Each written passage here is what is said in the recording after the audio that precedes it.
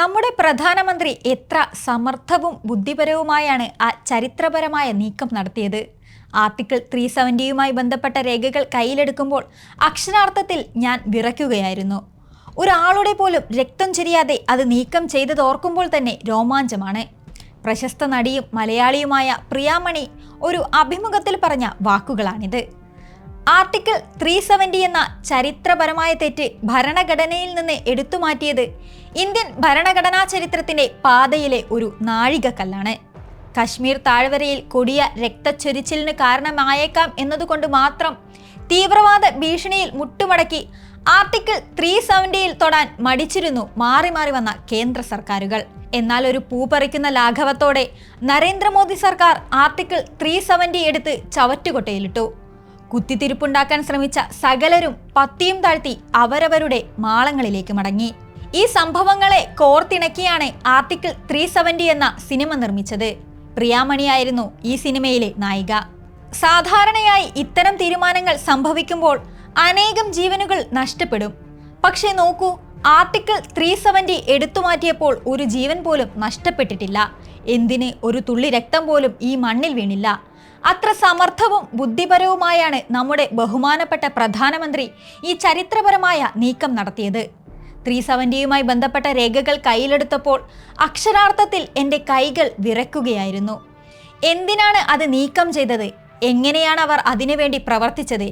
എങ്ങനെയാണ് അവർ ആർട്ടിക്കിൾ 370 എന്ന തെറ്റ് തിരുത്തുന്നതിൽ മുന്നോട്ട് പോയത് എന്നതെല്ലാം അവിസ്മരണീയമായ സംഭവങ്ങളാണ്. അതോർക്കുമ്പോൾ തന്നെ രോമാഞ്ചമാണ് എന്നാണ് പ്രിയാമണി പറഞ്ഞത്. തൻ്റെ ഏറ്റവും പുതിയ ചിത്രവുമായി ബന്ധപ്പെട്ട് അഭിമുഖത്തിനെത്തിയ താരത്തോട് ആർട്ടിക്കിൾ 370 എന്ന സിനിമയുമായി ബന്ധപ്പെട്ട അനുഭവങ്ങൾ ആരാഞ്ഞപ്പോഴായിരുന്നു ഇങ്ങനെയൊരു പ്രതികരണം. കഴിഞ്ഞ വർഷം ഫെബ്രുവരി 23-നായിരുന്നു ആർട്ടിക്കിൾ 370 പ്രദർശനത്തിനെത്തിയത്. ആദിത്യ സുഹാസ് ജംബാലയുടെ സംവിധാനത്തിൽ യാമിയും പ്രിയാമണിയുമാണ് പ്രധാന വേഷത്തിലെത്തിയത്. യാമി ഇന്റലിജൻസ് ഓഫീസറായും പ്രിയാമണി പ്രധാനമന്ത്രിയുടെ ഓഫീസിലെ ജോയിന്റ് സെക്രട്ടറിയുമായിട്ടായിരുന്നു വേഷമിട്ടത്. ആദ്യ ദിവസം തന്നെ 8 കോടി രൂപ ബോക്സ് ഓഫീസിൽ നിന്ന് നേടിയ ചിത്രം 100 ദിനമെന്ന സുവർണ നേട്ടവും സ്വന്തമാക്കിയിരുന്നു. ചിത്രം റിലീസ് ചെയ്ത് ഒരു വർഷം പിന്നിടുമ്പോഴും ഇന്നലെ എന്ന പോലെയാണ് ഈ അനുഭവങ്ങളെക്കുറിച്ച് പ്രിയാമണി പറയുന്നത്. ആർട്ടിക്കിൾ 370 റദ്ദാക്കിയ ഉത്തരവിന്റെ കോപ്പികൾ കണ്ടപ്പോൾ എൻ്റെ കൈകൾ വിറച്ചു. ആ രേഖകൾ കണ്ടപ്പോഴാണ് പ്രധാനമന്ത്രി നരേന്ദ്രമോദി എത്ര സമർത്ഥമായിട്ടാണ് അത് ചെയ്തത് എന്ന് മനസ്സിലായത്. രോമാഞ്ചം ഉണ്ടായിപ്പോയ നിമിഷങ്ങളായിരുന്നു അത്. ആർട്ടിക്കിൾ 370 എന്ന സിനിമയിൽ പ്രവർത്തിച്ചപ്പോഴാണ് ഭരണഘടനയിൽ എത്ര വലിയ തെറ്റാണ് തിരുത്തപ്പെട്ടത് എന്ന് മനസ്സിലായത്. പലരും ഇത് പ്രൊപ്പഗാണ്ട സിനിമ എന്നാണ് പറഞ്ഞത്. എന്നാൽ സിനിമയിൽ കാണിച്ചിരിക്കുന്നത് 97% യാഥാർത്ഥ്യമാണ്.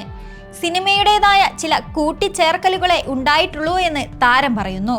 റിലീസിന് മുമ്പ് ഈ ചിത്രത്തിന്റെ വിജയ സാധ്യതയെപ്പറ്റി സംശയങ്ങൾ ഉണ്ടായിരുന്നുവെങ്കിലും കണ്ടതിന് ശേഷം പ്രേക്ഷകരുടെ ധാരണകൾ മാറിയെന്ന് പ്രിയാമണി പറയുന്നു. ചില സൃഷ്ടിപരമായ സ്വാതന്ത്ര്യങ്ങൾ ഉണ്ടായിരുന്നിട്ടും ചിത്രം സത്യം പറഞ്ഞതാണ് ഇതിന് കാരണം. യാമി ഗൗതം അവതരിപ്പിച്ച കഥാപാത്രം ഒരു യഥാർത്ഥ ഉദ്യോഗസ്ഥയെ അടിസ്ഥാനമാക്കിയിട്ടുള്ളതായിരുന്നു. എന്നിരുന്നാലും സുരക്ഷാ കാരണങ്ങളാൽ ഞങ്ങൾക്ക് അവരുടെ യഥാർത്ഥ നാമം വെളിപ്പെടുത്താൻ കഴിഞ്ഞില്ല. എന്നാൽ പ്രിയാമണി അവതരിപ്പിച്ച കഥാപാത്രം ഒരു വ്യക്തിയെ മാത്രമല്ല, പ്രധാനമന്ത്രിയുടെ ഓഫീസിനെ മുഴുവൻ പ്രതിനിധീകരിക്കുന്നതാണ്. രാജേശ്വരി എന്ന പ്രധാനമന്ത്രിയുടെ ഓഫീസിലെ ഉദ്യോഗസ്ഥയിലൂടെ ആ ടീമിന്റെ മുഴുവൻ പ്രയത്നമാണ് നമുക്ക് സിനിമയിൽ കാണാൻ സാധിക്കുന്നത്. ചിത്രീകരണത്തിനിടെ ആർട്ടിക്കിൾ 370 റദ്ദാക്കലിന്റെ ചരിത്രത്തെക്കുറിച്ച് ധാരാളം കാര്യങ്ങൾ പഠിച്ചതായി പ്രിയാമണി വിശദീകരിച്ചു. സംഭവത്തിന്റെ യഥാർത്ഥ പ്രാധാന്യവും ജീവനുകൾ നഷ്ടപ്പെടാതെ സമാധാനപരമായി ഈ നീക്കം നടപ്പിലാക്കിയതിന്റെ പിന്നിലെ പരിശ്രമങ്ങളും കൃത്യമായ അർത്ഥത്തിൽ ആളുകൾക്ക് മനസ്സിലായെന്ന് വരില്ല. പലപ്പോഴും തങ്ങളെ ബാധിക്കുന്ന പ്രശ്നമല്ലെന്ന ധാരണയിൽ ആരും ഇക്കാര്യങ്ങളിൽ പൂർണ്ണ ശ്രദ്ധ കൊടുത്തിട്ടുണ്ടാവില്ല. എന്നാൽ സിനിമ ജനങ്ങളിലേക്ക് ആഴത്തിൽ ഇറങ്ങിച്ചെല്ലുകയും ഇത്രത്തോളം പരിശ്രമിച്ചാണ് സർക്കാർ നടപടി കൈക്കൊണ്ടതെന്നും ജനങ്ങൾക്ക് കാട്ടിക്കൊടുത്തു. സിനിമ പുറത്തിറങ്ങിയതിനു ശേഷം പ്രധാനമന്ത്രി നേരിട്ട് അഭിനന്ദിച്ചുവെന്നും ആഭ്യന്തരമന്ത്രിയുടെ ഓഫീസിൽ നിന്ന് അഭിനന്ദനങ്ങൾ അറിയിച്ച് കത്തും ലഭിച്ചെന്ന് താരം വെളിപ്പെടുത്തി.